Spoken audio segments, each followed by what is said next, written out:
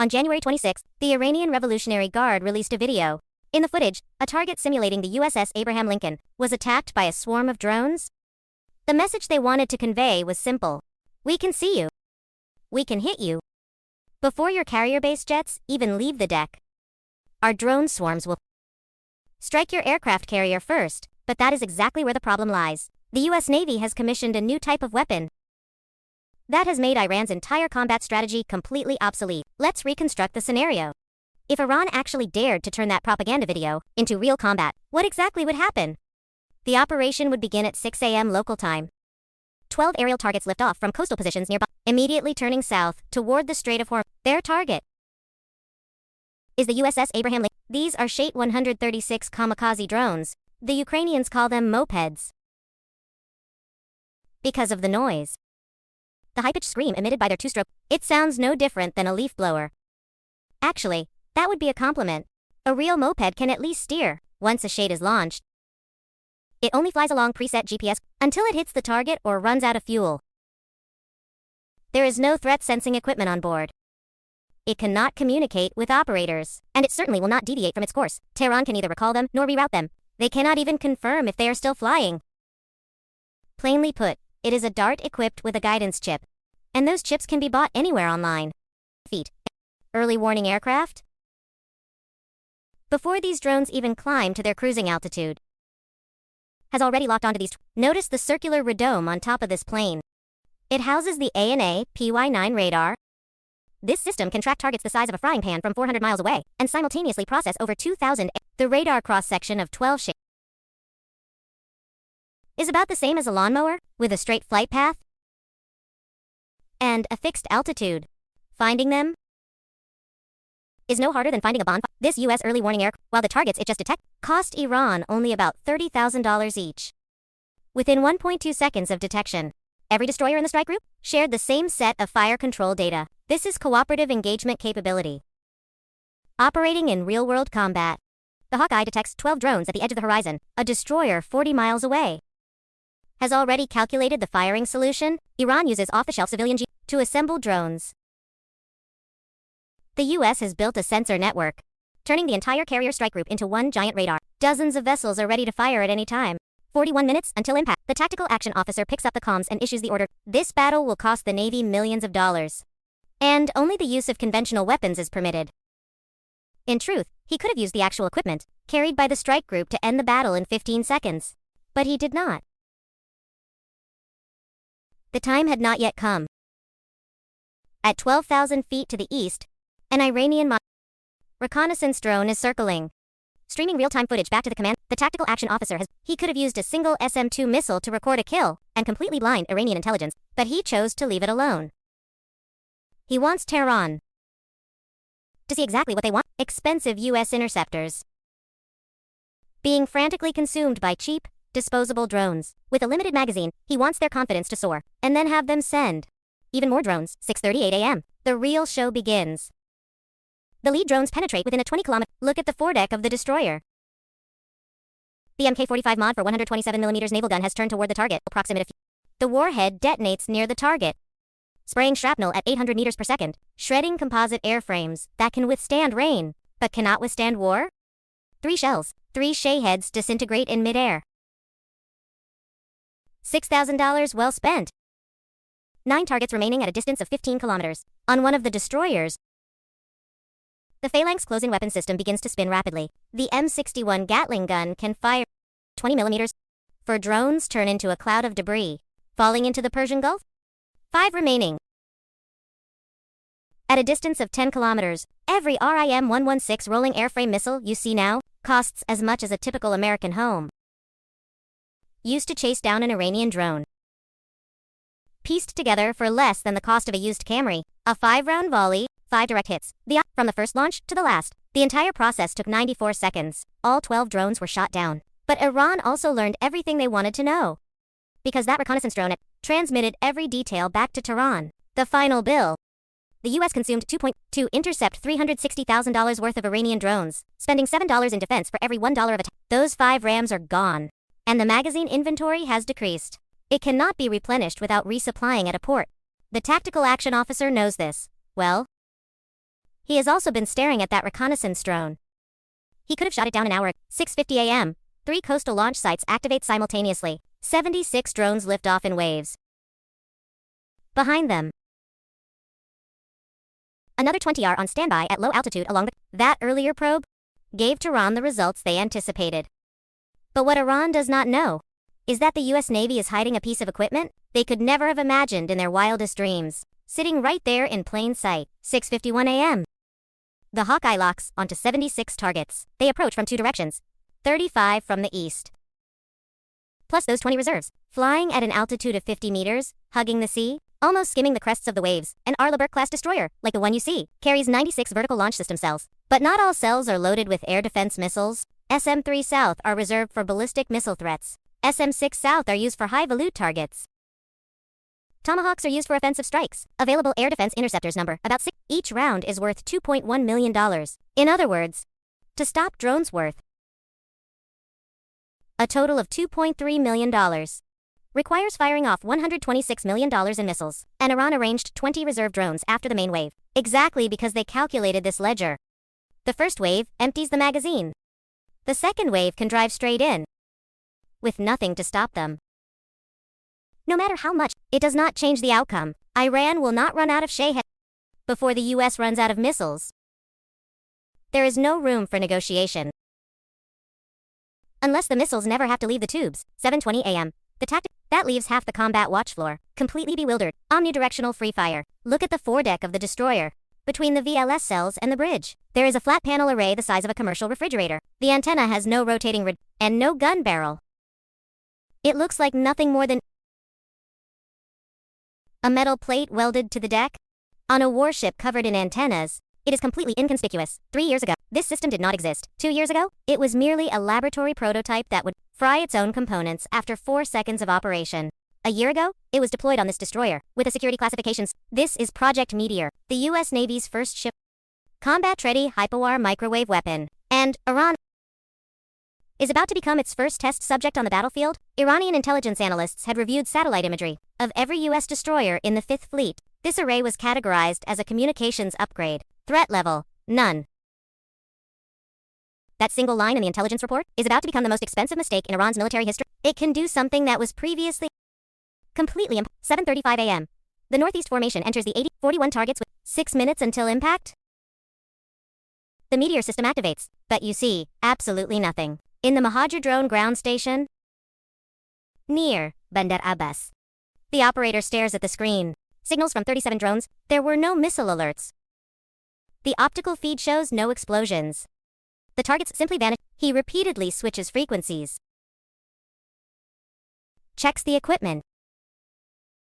Then grabs the secure phone. His superior must see this. Neither of them will understand that they are witnessing the future of, while Iran stands on the side of the obsolete. The engineering principles behind this panel are the key. Thousands of gallium nitride semiconductor elements. This material was not sufficient for use in weaponry 10 years ago, generating focused microwaves. The energy converges into a coherent wave, aiming via electronic scan. This is the viable physical principle of the media, and the reason Iran was completely unprepared. Microwaves at specific frequencies, or pierce the airframe. They only need to hit the electronic components.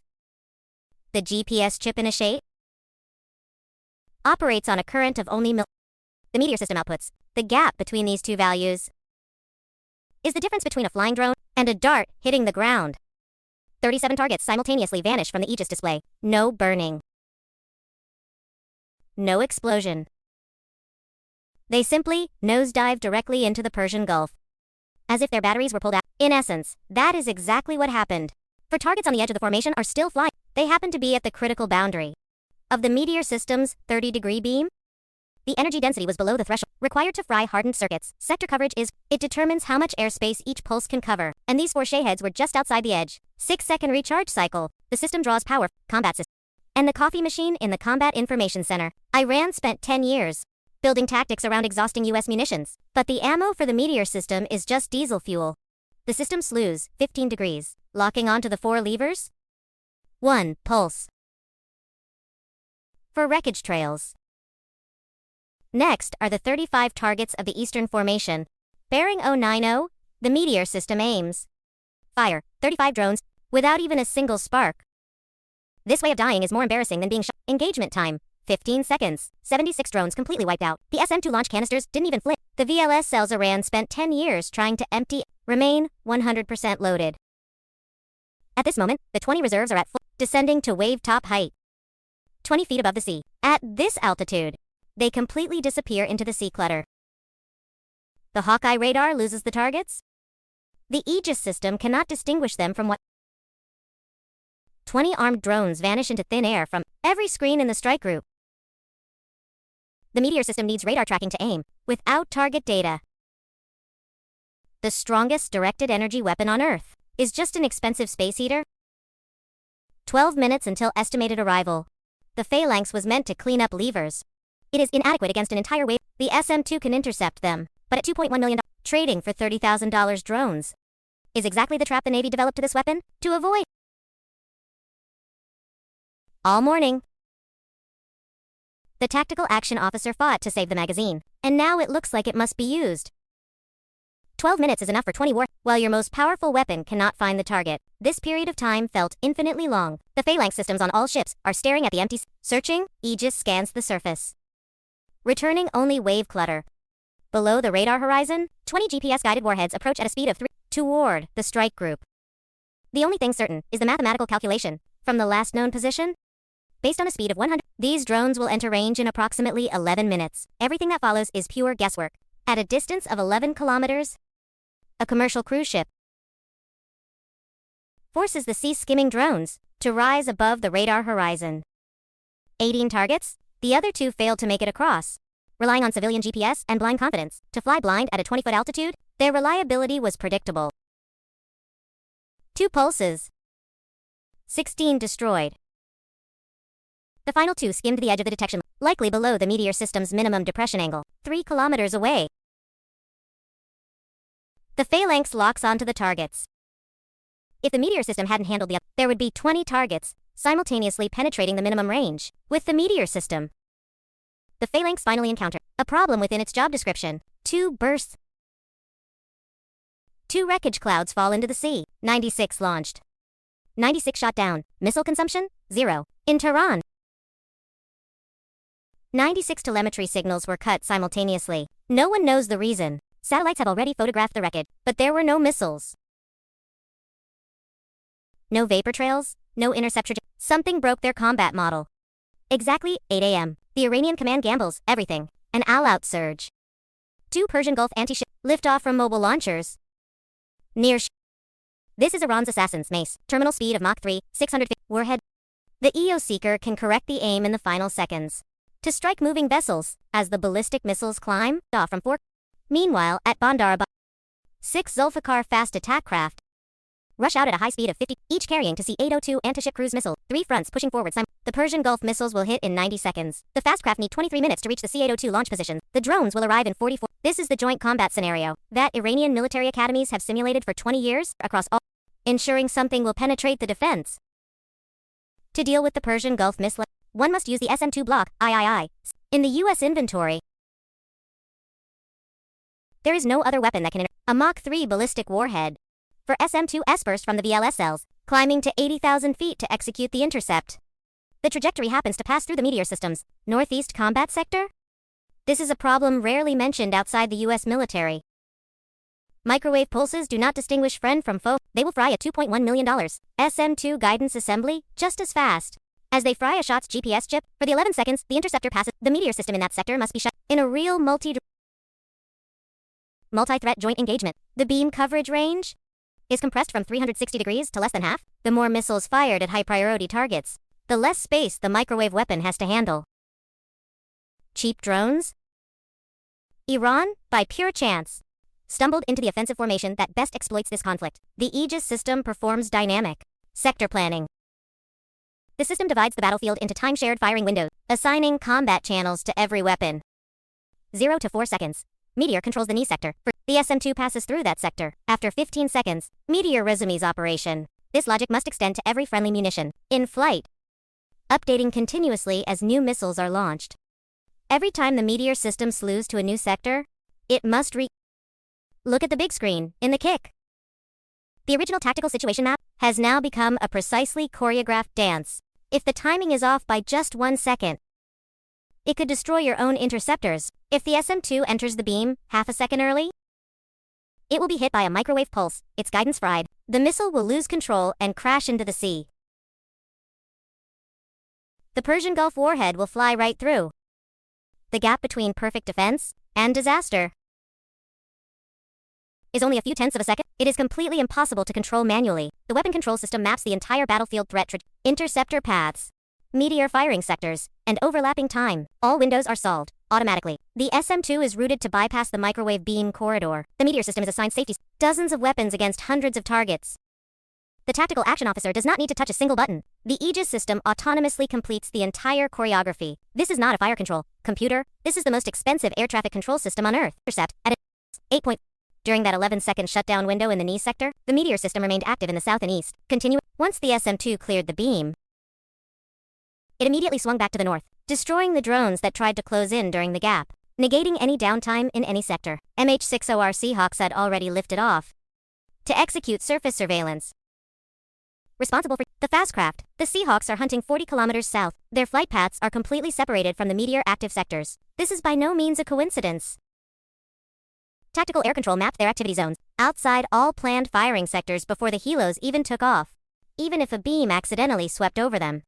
Military avionics are built to electromagnetic protection standards, with hardened, shielded wiring. Their anti-jamming capability far exceeds the civilian GPS used in the 8 minutes. 6 fast craft, wrecked before the crews could even reach the C-800. The Zulfikar boats Tehran spent years building were ended by a single helicopter in 8 minutes. The 80 Shaheeds from 4 directions, in the maximum beam coverage calculated by, were cleared one by one. Self-pulse interval, 6 seconds. In 24 seconds, all 80 targets disappeared. Iranian EW units have been attempted, but the meteor system only transmits and does not receive. Trying to jam a directed energy weapon is like trying to stop a flashlight by screaming at it. The Hawkeye early warning aircraft is completely above the jamming layer. Through cooperative engagement capability, it transmits precise target coordinates. Under this cover, all remaining Iranian coastal sites, drones. Tehran's last card. METEOR, destroying 53 drones within 30 seconds. But 400 seconds of continuous pulsing plus the Gulf heat has pushed the liquid heat exchangers to the limit. The weapon system needs 90 seconds to cool down before the core temperature returns to the safe range. 7 drones remaining. Speed, 185 kilometers per hour. A 90-second recharge time means 0 directed energy coverage.